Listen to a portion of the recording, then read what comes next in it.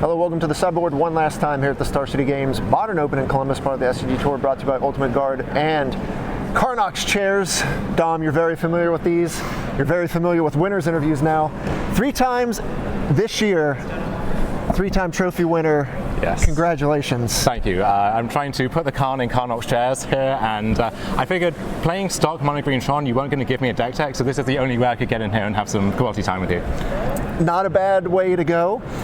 When did you land on Tron? Because I know you were kind of looking for decks. The usual life cycle of this is I start begging for cards on Twitter Thursday afternoon, if I figured it out by then, and then I'm running around the event site during my buys trying to get everything together.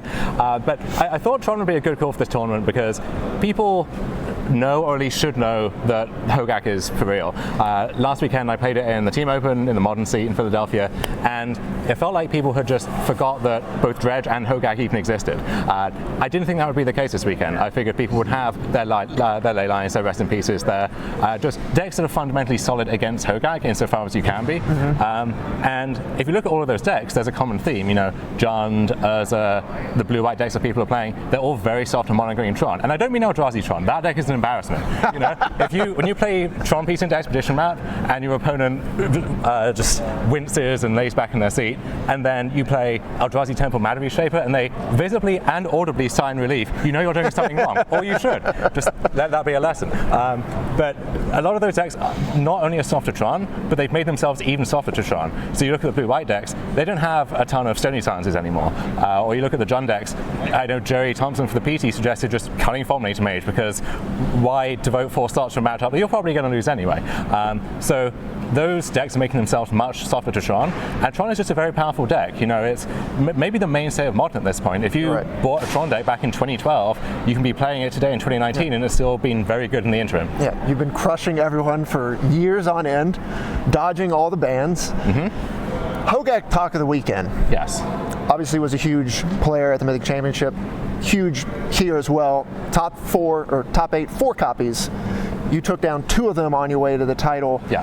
And I gotta say, in the finals, you know, for a weekend of watching Modern where it's just a bunch of people mulliganing, a bunch of people looking for sideboard cards, and then playing the I have the answer for your sideboard card or I don't, game over, not a ton of compelling gameplay. This finals was actually pretty interesting in all the games. That first game of the finals was one of the most absurd games I've ever played. And I've been playing competitive Magic on and off for 15 years now.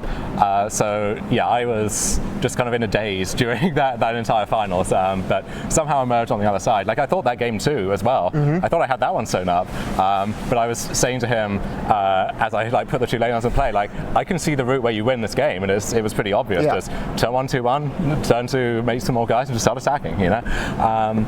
And those are the games that you lose now, especially with, say, the Wayfinder in the mix. Actually, it's much more realistic for them to just cast Vengevine and start beating you down. So you have to be cognizant of that. Like, pre-game leyline is not game over anymore by any means, even if it stays in play.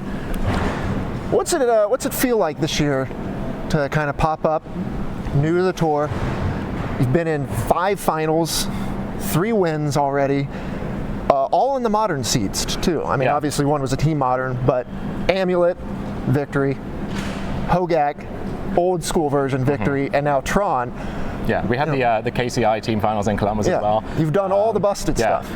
Yeah, I mean, that's, I think, been the best deck selection philosophy for Modern over the years, is find the unfair strategy that people aren't prepared for. And this weekend, that was Tron. And I will say, if you were in the Team Nova Patreon, if you were following our content and following what we were saying, then you would have known that in advance. And I had a few people come up to me and say, like, we heard that you were on Tron, and after listening to your logic about it kind of made sense. So those of you who were there would have known that ahead of time. Now, are the rest of the team members of Nova in this Patreon? Because they didn't play Tron. What's going on here? They didn't. As you know, I mostly do my own thing, and we collaborate. And Harlan's Urza deck, which I think is either back-to-back or back-to-back-to-back top 8 style, that deck might just be busted too. So there's a lot of innovation and refining going on in there.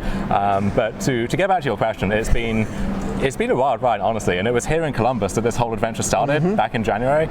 So teaming with Dr. Tarak Patel and Omar Belden, I went into that with zero expectations. We ended up getting second, and in the finals, it seemed like it was a good matchup, and I was thinking maybe this could come together. And so I was not expecting on that Saturday morning to be torn up inside over losing that finals, but it turned out that way. Then won the Open the next week, and now went to everything for 6 months, and then thought I was going to dial it back for season 2. Wasn't quite sure. Then we won the team Open, and now. And then you're right back. I'm just back in the loop. I don't know what to say. All right, closing here. Where's Modern go now?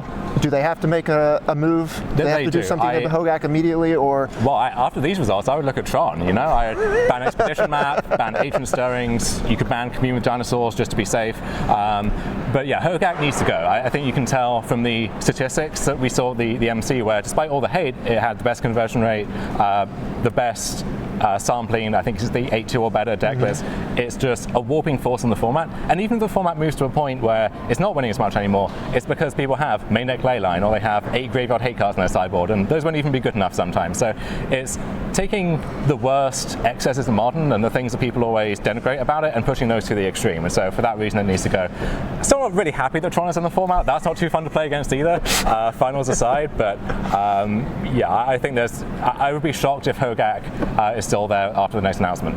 But I said that after the last one too, so here we go. All right, well, you're number 1 on the season 2 leaderboard now. Yes.